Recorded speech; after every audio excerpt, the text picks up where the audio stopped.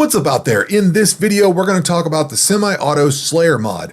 Now, this mod is fairly straightforward. When you install it, it shows up in here. I don't do combat on mobile very much, and I definitely don't do stuff like this on mobile. So everything I do is through the Steam client, and I presume the web client is about the same, but you're going to get this little piece of the main combat screen here.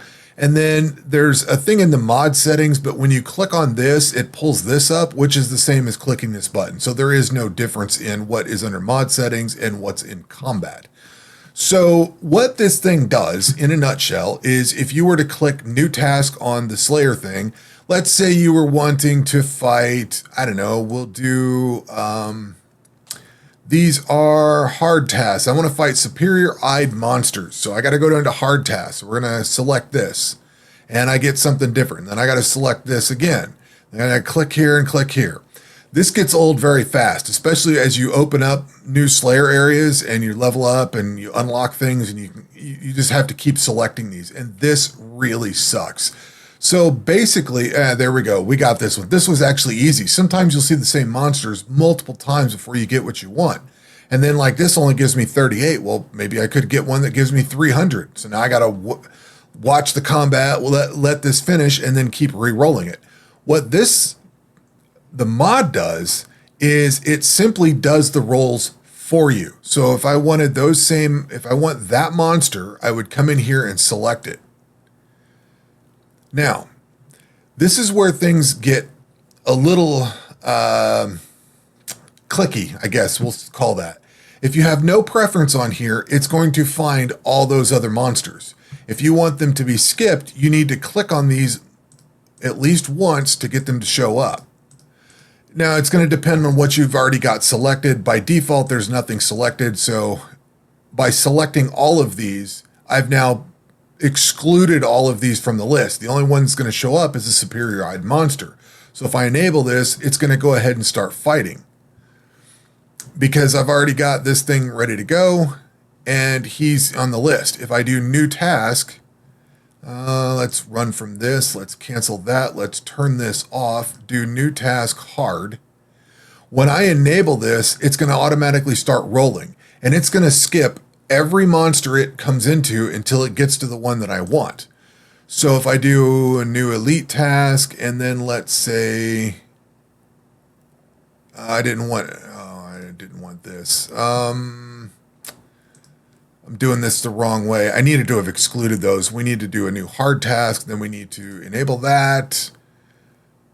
And then it's going to roll. You'll see it ticking off down here, a bunch of currency. So it's just going to keep ticking those off. And this is what I was trying to get it to do, is get into a cycle where it just takes forever to find it. This mod does not, it does not get you around the Slayer cost. That's why I like this mod. All this mod does is simply click the new task button and select the task that you're on, and just keeps re-rolling it until you get the one you want. That's all this mod does. So it's not like a cheat or a hack or anything like that. It's a big quality of life, so you don't have to click through all that stuff and get carpal tunnel on it.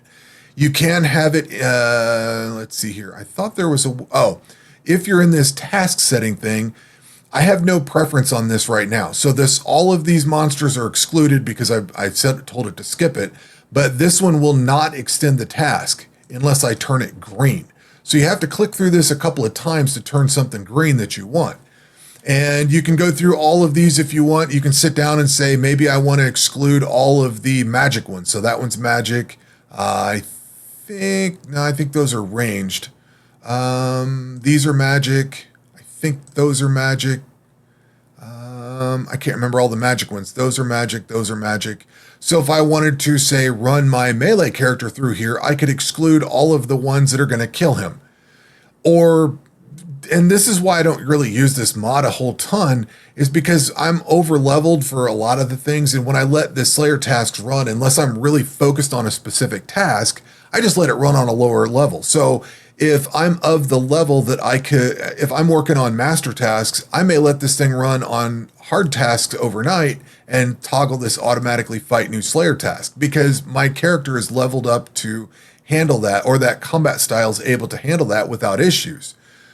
Where this where I use this semi-auto mod is if I want certain monsters. Like say I wanted to come in here and fight, I wanted to get rid of all these types of things here, and I want to focus on, say, these monsters right here. And maybe these, because I'm set up to fight all of this stuff. So I would set my melee up, and we would set these up because I know melee can kill hunting greater dragons. I could probably take on chaotic greater dragons.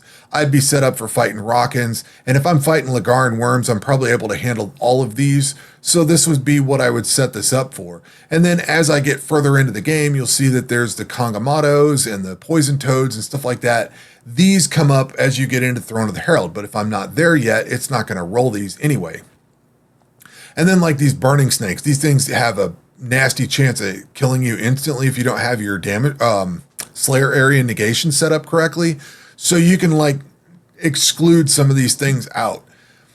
But basically this is how I run it is I just want to get rid of the magic stuff. I don't want that stuff killing me. So I would exclude anything that I can't kill with my melee character or something like that. It depends if you're doing ranged or magic or whatever, but that's how you set this up. And you just keep cycling through these until it's red, green, or blank for no preference.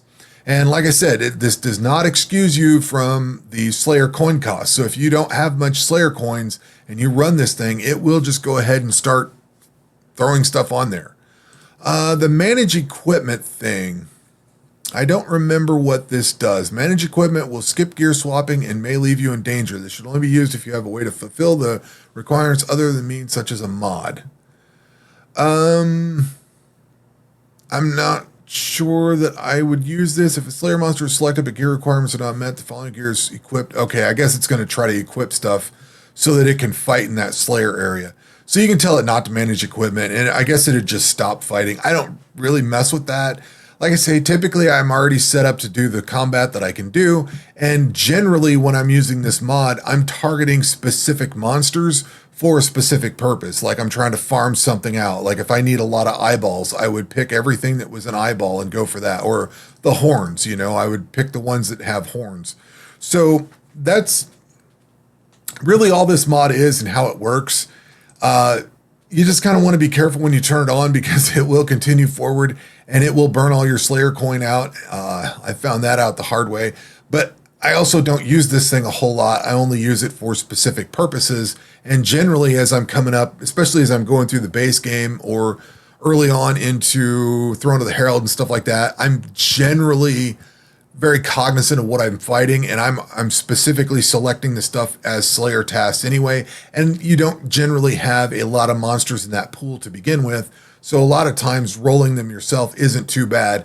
This thing, for me, is when I need to really target farm a specific thing, and I'm really focused in on how that works. So anyway, that's going to do it for this video. We will catch you on the next one. Take care.